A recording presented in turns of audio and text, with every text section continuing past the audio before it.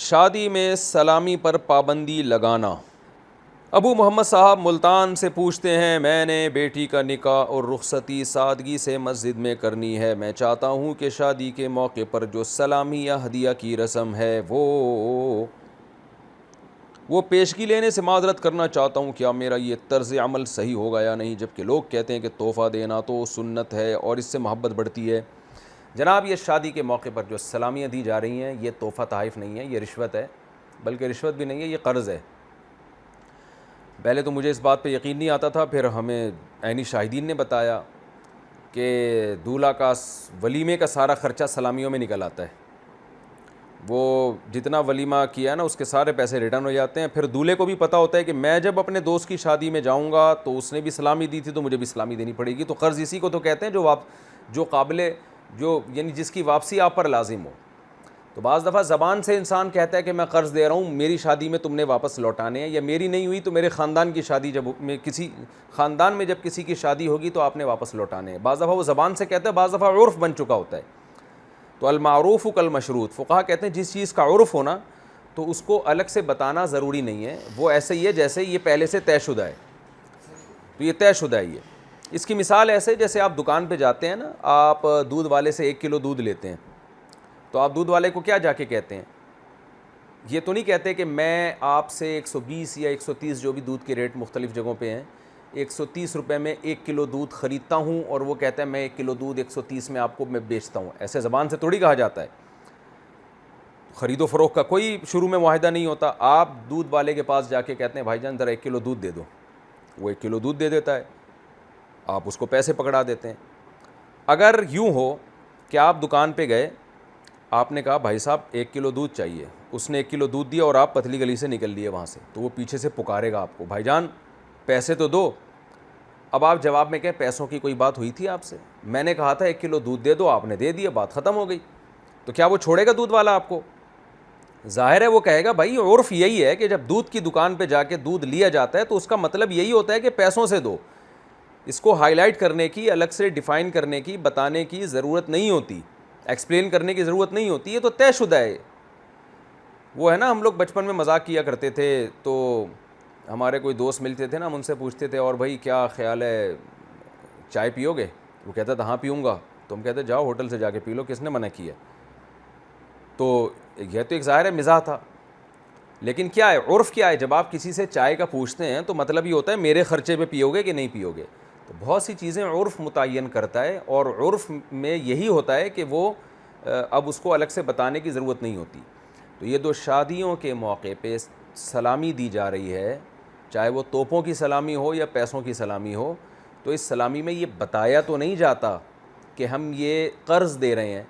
زبان سے تو ہدیہ اور گفٹ کا نام دیا جاتا ہے، لیکن سب کو پتہ ہوتا ہے کہ یہ گفٹ ایسا ہے کہ جو سامنے والے کو واپس دینا پڑے گا۔ یہی وجہ ہے کہ بعض جگہوں پہ تو ڈائری میں باقاعدہ نوٹ کیا جاتا ہے، فلاں آیا تھا اس نے اتنے ہزار دیے تھے، فلاں نے اتنے 100 دیے تھے، فلاں نے اتنے دیے تھے، اور جب اس کی شادی ہوتی ہے تو واپس دیا جاتا ہے۔ تو اس لیے یہ رسم ناجائز ہے، کیونکہ قرض میں تو یعنی وہ تو طیب خاطر کے بغیر قرض دیا جا رہا ہے۔ اچھا، اس میں طیب خاطر بھی نہیں ہے، طیب خاطر کا مطلب دل کی خوشی بھی، ایک قسم کی پینلٹی ہے کہ شادی ہو رہی ہے نہیں دیا تو کیا سوچیں گے وہ۔ ہدیہ دل کی خوشی سے ہوتا ہے، اور اسی ہدیے سے محبت بڑھتی ہے جو آپ بغیر کسی بوجھ اور دباؤ کے دیں۔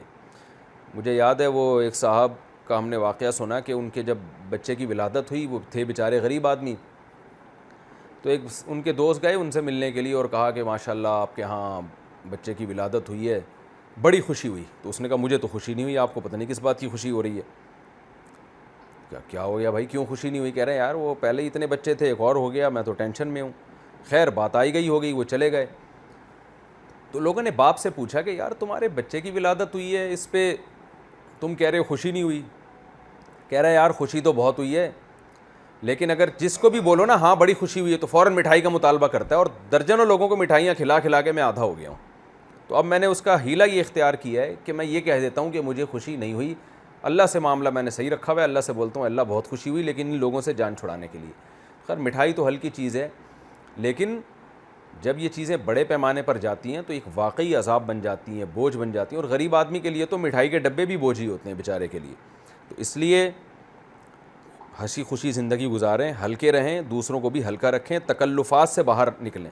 قرآن میں کیا آتا ہے رسول اللہ صلی اللہ علیہ وسلم کے بارے میں کہ آپ ان سے کہہ دیجئے ما انا من المتکلفین، میں تکلف کرنے والوں میں سے نہیں ہوں۔ صحابہ کرام میں ایسی بے تکلفی تھی کہ ایک صحابی نے رسول اللہ صلی اللہ علیہ وسلم کی دعوت کی اور فرمایا کہ یا رسول اللہ میں آپ کی دعوت کرتا ہوں، آپ کو بلاتا ہوں۔ ہمارے نبی نے کیا فرمایا؟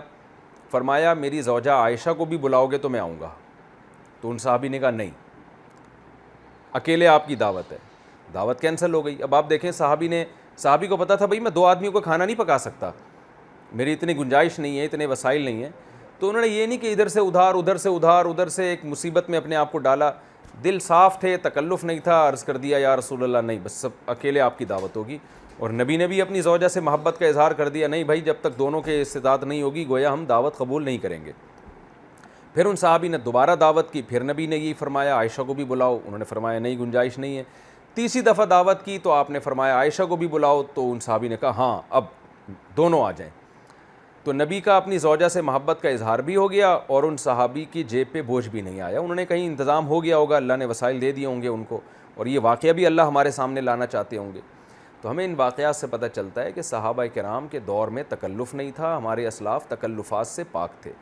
مجھے بڑی ٹینشن ہوتی ہے بعض دفعہ جب میں کسی کے ہاں جاتا ہوں، وہ اتنا تکلف کرتے ہیں، ٹینشن میں آ جاتے ہیں، تو اس سے مہمان پر بوجھ ہوتا ہے کہ یار یہ ہم نے میزبان کو ایک مصیبت میں ڈال دیا ہے۔ ہلکے پھلکے رہیں تاکہ دوسرا بھی ہلکا پھلکا رہے۔ تو یہ شادی بیاہ کو سادہ سے سادہ بنائیں، اس میں سلامیوں کے آپ تبادلے نہ کریں، اور ممکن ہے بعض لوگ کہیں کہ ہم تو قرض سمجھ کے نہیں دیتے، ہم تو واقعی دل کی خوشی سے دے رہے ہیں، ہم تو واقعی دل کی خوشی سے دے رہے ہیں۔ تو بات یہ ہے کہ 100 میں ایک آدمی دل کی خوشی سے دے رہا ہے، 99 ایک پینلٹی سمجھ کے دے رہے ہیں، تو بہتر نہیں ہے کہ اس رسم ہی کو ختم کر دیا جائے۔ تو تحفے تحائف کو پھر کسی اور وقت کے لیے رکھ لیا جائے۔ مثال کے طور پر جب شادی ہو گئی ہے، آپ ولیمے میں جا رہے ہیں، اس وقت نہ دیں آپ، بعد میں آپ کہیں کہ یار میرے دوست کی شادی تھی، چلو یار گفٹ تو بنتا ہے اس میں، تو بعد میں اس کو کسی ٹائم پہ دے دیں، اس موقع پہ نہ دیں۔ علماء کہتے ہیں کیونکہ موقع پہ دینے سے ایک غلط رسم کی تائید ہو رہی ہے، جس سے معاشرے میں خرابی پیدا ہو رہی ہے، اس کا اہتمام کرنا چاہیے۔